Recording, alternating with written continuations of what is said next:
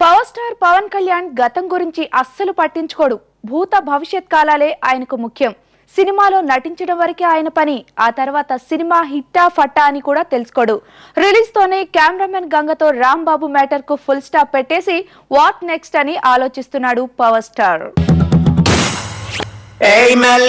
తిరుగుతుంటే అమ్మాయో మిరకల్ జరుగుతోంది ఆయాయో మెకనా స్కోల్డ్ లాంటి పాపాయో मेरे दिल धीमतन का चांदायो para tu tocaré todos usted आज मैं जरा पानी को ready 1 2 3 boom jamata labo labo labo na yigiri pataka మొన్నటి వరకు కెమెరామెన్ గంగతో రాంబాబు సినిమా షూటింగ్ తో డబ్బింగ్ తో అలసిపోయిన పవన్ కళ్యాణ్ సినిమా రిలీజ్ కి ముందే అమెరికా వెళ్లిపోయాడు.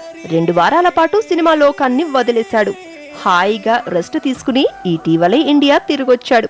ఎవడి డప్పుడు కొట్టండా అది ఏ కన్నులాంటి కన్నుకున్న జున్నులాంటి పిల్ల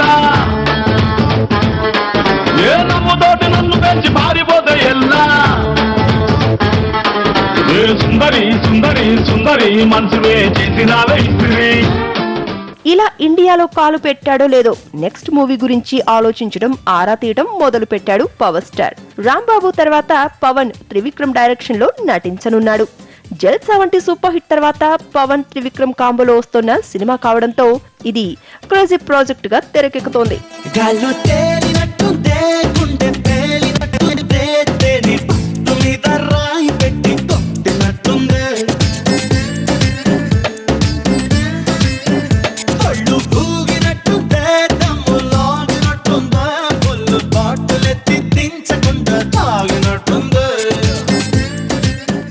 ఇప్పటికే పవన్ సినిమా స్క్రిప్ట్ రెడీ చేసిన త్రివిక్రమ్ దానికి మెరుగులు దిద్దే పనిలో ఉన్నాడు.